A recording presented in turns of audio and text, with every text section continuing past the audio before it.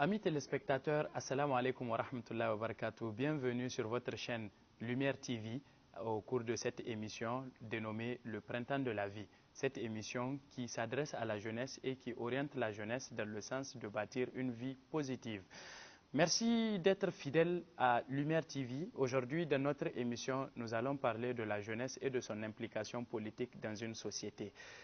A-t-on coutume de le dire que quand on est jeune, on est enfant, on n'est pas sage et on n'a pas le droit de s'impliquer sur le plan politique. Alors, à travers cette émission, aujourd'hui, on va développer notre émission sur la question politique. Donc, on va parler de la problématique de l'intégration de la jeunesse dans la dimension politique, que ça soit sous l'angle scientifique, sous l'angle social ou même sous l'angle religieux. Et c'est ce qui nous amène d'entrée de jeu à parler effectivement de la jeunesse et politique aujourd'hui. Qu'est-ce qu'on constate dans nos sociétés africaines? Beaucoup de pays sont dirigés par des gens qui ne sont pas jeunes, donc des moins jeunes, des gens qui ont dépassé, que ce soit selon la définition de la jeunesse par la Charte africaine de la jeunesse ou par les religions ou même par la science, que ce soit selon toutes ces définitions. La jeunesse n'est pas impliquée sur le plan politique. La jeunesse n'est pas impliquée sur le plan politique parce que tout simplement, il y a beaucoup de craintes par la société que la jeunesse puisse être aux commandes des affaires et qu'elle puisse faire preuve effectivement de cette jeunesse dans le sens de l'amateurisme.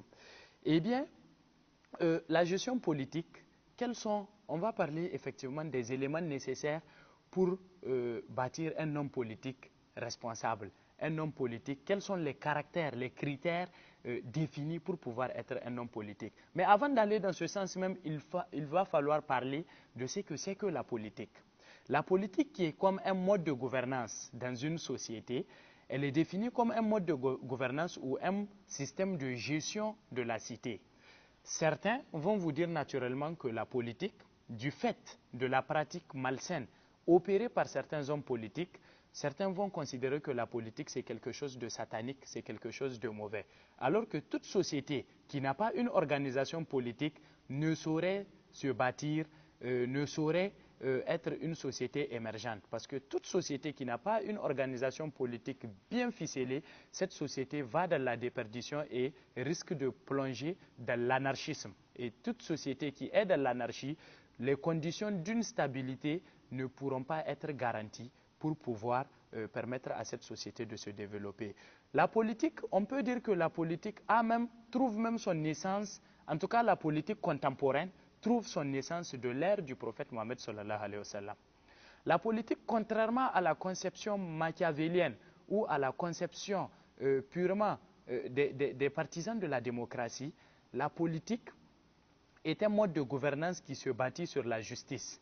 La politique est aussi un système qui permet d'asseoir soit un mode de gouvernance ou une règle de société.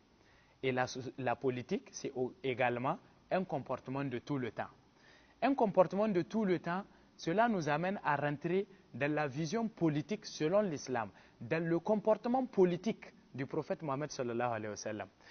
Prenez l'exemple de la vie du prophète Mohammed sallallahu alayhi wa sallam, qui est venu dans une société mécoise, dans une société arabe où il y avait une organisation politique autour d'une monarchie, donc autour des royaumes, des différentes tribus qu'il y avait. Et cette organisation, cette gestion politique de ces organisations royales n'était pas bien guidée parce qu'elle avait un mode de gouvernance qui est bâti sur l'injustice. Et le prophète Mohammed sallallahu alayhi wa sallam, quand il est venu, la première politique, parce que contrairement à la conception des uns et des autres, comme quoi quand vous parlez de politique, on vous dit la politique c'est la ruse, la politique c'est l'escroquerie, la politique c'est le fait de se détourner de la réalité, la politique c'est le fait de tromper. Contrairement à ça, le prophète Mohammed sallallahu alayhi wa sallam, il est venu définir la politique comme étant la nécessité d'être solidaire vis-à-vis des autres, la nécessité d'être un modèle.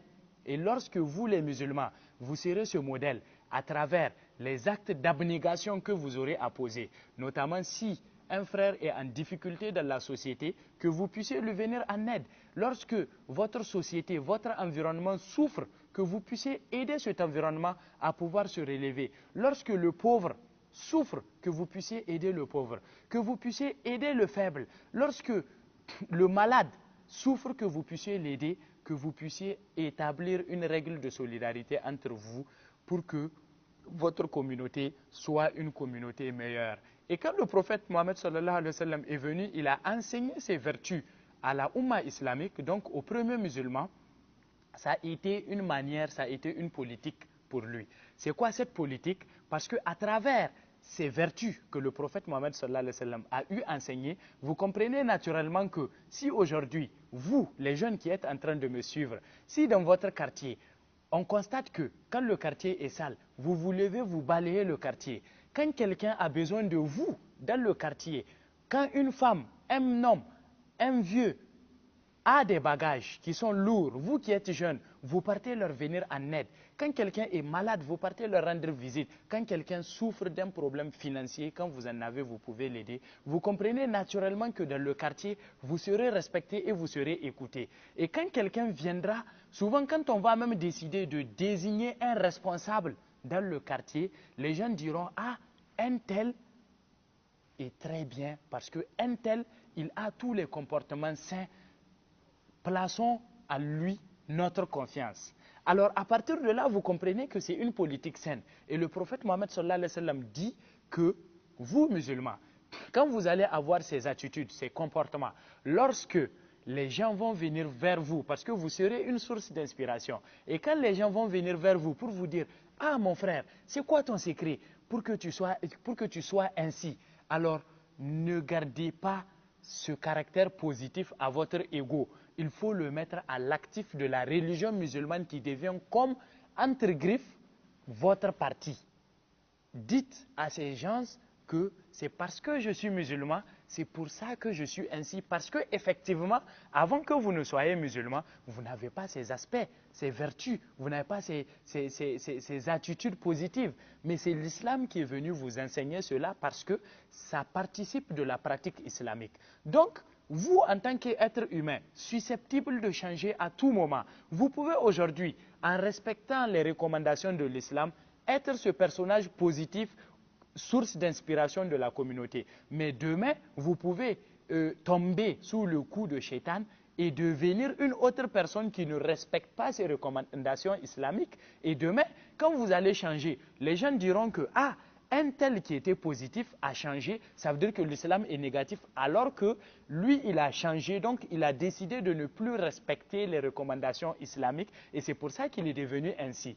Donc, quand les gens vont venir vers vous, ne dites pas que c'est parce que moi, Abou Bakar, ou moi, Mohammed, ou moi, Salissou, je suis positif, c'est pour ça que je suis comme ça. Non, dites que c'est parce que moi, Mohammed, ou moi, Abou Bakar, ou moi, Youssouf, c'est parce que je suis musulman et que je respecte la législation que l'islam me recommande, notamment les enseignements de l'islam qui me dit d'être solidaire vis-à-vis du pauvre, d'être tolérant, de pardonner, de ne pas être méchant, de ne pas être violent, d'être bon dans la société. C'est parce que je respecte ces enseignements de l'islam. C'est pour ça que je suis ainsi. Donc toi aussi, Christophe ou Fred ou Moussa, qui n'applique pas effectivement les recommandations islamiques, si tu veux être bon tel que je le suis, viens de l'islam, respecte ce que l'islam t'a dit et tu verras que dans la société, tu seras également cette source d'inspiration et tu vas incarner cette sagesse qui m'est reconnue par la société.